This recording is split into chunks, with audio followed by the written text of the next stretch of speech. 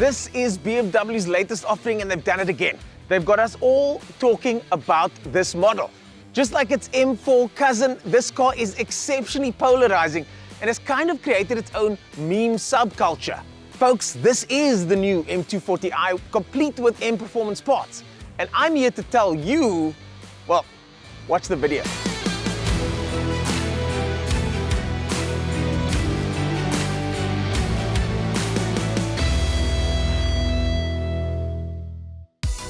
The new 2 Series is much bigger than its predecessor.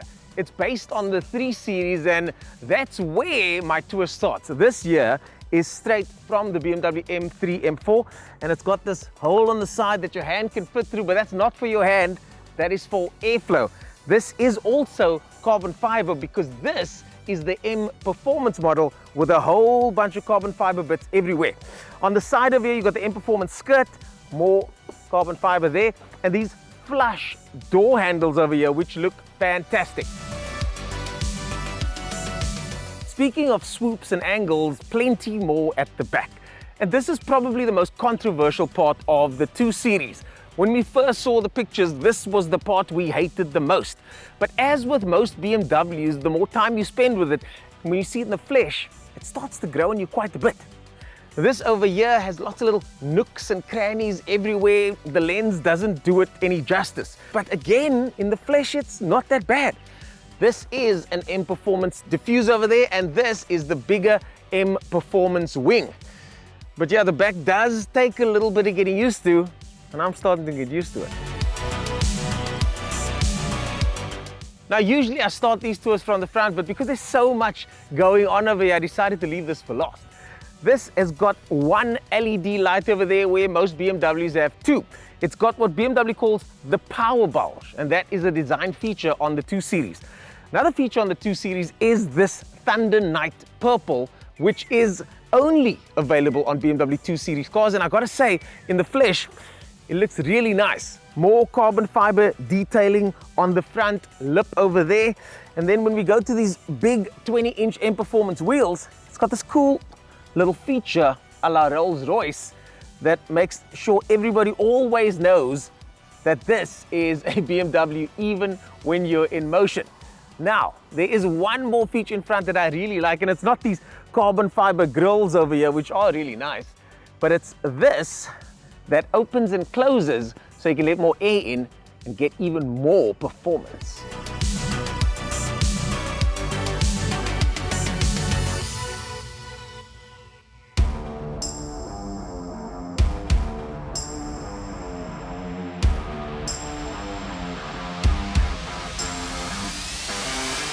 Step inside the 2 Series and it looks exactly like a 3 Series on the inside.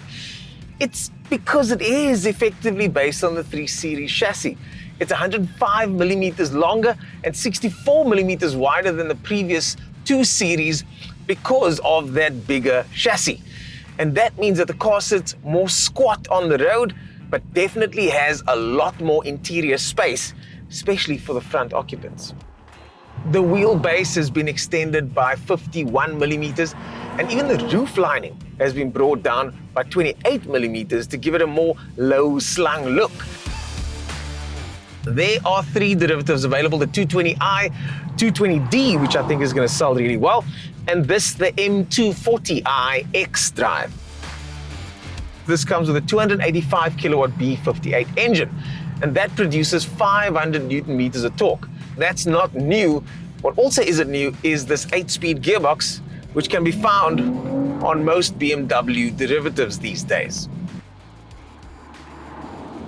But if I was going to nitpick anything about the M240, it would be that the steering does feel a little bit vague at center. And that's something that BMW has been known for the last couple of years.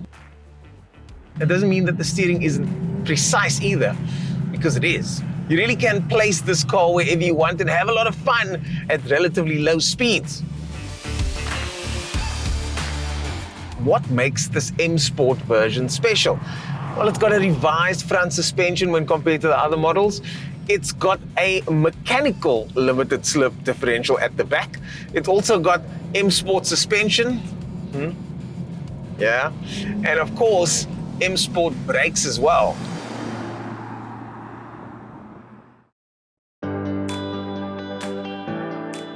It's the next morning, and I've spent quite a bit more time with this car, and I've learned a couple of things, like the fact that the 2 Series range is part of BMW's range that you can spec the most. This car, for example, has 120,000 rands worth of extras on it. That it actually does send up to 100% of the power to the rear wheels, and that the rear seats are really only meant for very short people and children. It costs over R1 million, but these days, what can you get for the R1 million mark anyways? Coming into this, I really didn't want to like the 2 Series that much, but now I'm left charmed, impressed, and wanting to do one more thing.